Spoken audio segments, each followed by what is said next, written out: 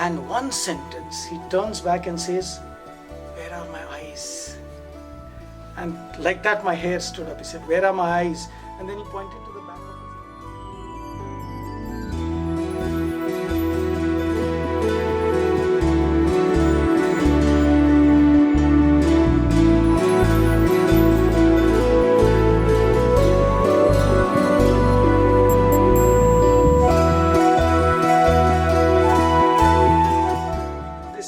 Incident that took place in Kodai Kanal in the year 1994, when I had the opportunity of being with Swami in Kodai Kanal for almost a month, and we used to have three dining sessions with Swami: breakfast, lunch, dinner and tea session. And that is the time I realized how little Swami eats physically, because I was sleeping just outside Swami's room, so we know that there was no other food that Swami was eating. He was only eating whenever he came to the dining hall to eat with us, and that's it. For all the 30 days, his food session used to be 2 to 3 minutes maximum, and the rest of the time he would walk around and talk to us. He could maybe eat a chapati or two maximum, they're very small ones. So this incident took place one night during the dinner session, and some guests had arrived just that time. Swami's special guests they were, husband and wife, and we had around 9 tables in the dining hall on which various students used to sit, and then some of these elders used to be sitting on the table next to Swami. So I was sitting kind of opposite to Swami's table on the far end and watching Swami. So Swami, as these special guests arrived, Swami teaches us in so many ways through his life how we should treat, when we say Matra Deva Bhava, Pitra Deva Bhava, Atithi Deva Bhava. He goes to the table where this couple were seated, and some others were there, like the current All India President, the ex-All India President. He was also part of this experience. And Swami, what he did was, Swami's table was opposite to their table. Swami wanted to serve them, because these two people had just entered, so they had not been served, and everybody else had already been served. So Swami lifted out a chapati, 2 chapatis from his own plate, which were on his plate, and he takes out these 2 chapatis and puts one in this man's plate and one more in the wife's plate. As Swami was putting it there on their plate, the chapati falls down. Before anybody could react, there are so many people waiting to react, and before anybody could react, Swami bends down, picks up that chapati which had fallen down. We call those as pulkas, dry chapatis, small dry chapatis. And Swami picks up the chapati and puts it in his own plate.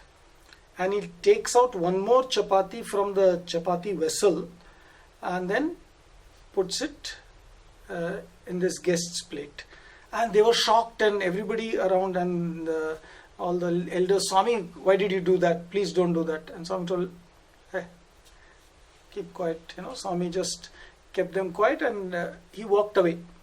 So as Swami walked away to the opposite table, Swami's back was towards these people as well as towards his table. His back was towards his table and his face was towards where I was seated. So I could see what Swami was doing. He was talking to the boys on that table. As this was going on, one of the elders looked into the kitchen area. The kitchen door was right behind Swami's table. So one of the cooks was standing there, one of the person who had that opportunity, and this elder looks at him and signals, "You please take away that chapati from Swami's plate." But he cannot speak because Swami is sitting there, so he just did signaled with his eyes. And this man had not seen what had happened, so he was wondering why he should remove the chapati. So he didn't listen at first, and when the eyes were frowning that much, so he came gently and he was going to pick up the chapati from Swami's table, and then Swami made a movement there, and this boy got so scared that he ran away and acted as if he was looking here and there. He did not know how to react. And then the elders got even more upset that, see, the chapati could not be lifted. And then Swami again turned this side, and he was again talking to the boys. This time the elders, admonished this person and told him to remove the chapati. So he came very quickly, and he, of course, had no idea of why he was told to do this. So he lifts the chapati and puts it in the chapati vessel and puts the kerchief over the chapati vessel. Nobody could react, okay? The moment he put it into the chapati vessel and covered it with the kerchief, Swami very gently, I can't stand and show you the way his gait, very gently he turned back. 100% his eyes were all the time in my direction, he was talking. Gently turns back, and just like action replay, Swami walks gently towards his table, doesn't even look up to see whether there was anything in his plate or not. He just gently went back, action replay, lifted the kerchief, took out the chapati, put it back in his plate, and one sentence, he turns back and says, "Where are my eyes?" And like that my hair stood up. He said, "Where are my eyes?" And then he pointed to the back of his head and said, "There also."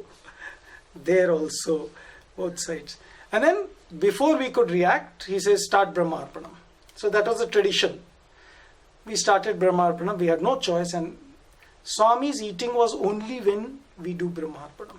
So that 1.5 minutes when we did Brahmarpanam, Swami sat down and ate that chapati and finished his food. As usual, I said 30 days, that's what he did. But what kind of a learning? One side, Atiti Deva Bhava, how you should treat your guest, how not to waste, how he was so humble, he did not bother about the fact that the chapati had fallen. He could have just told some boy to lift it. He himself bent down and lifted it. He shows it omniscience also in the process, and then he ate the same chapati. So this was a lesson which I'll never forget.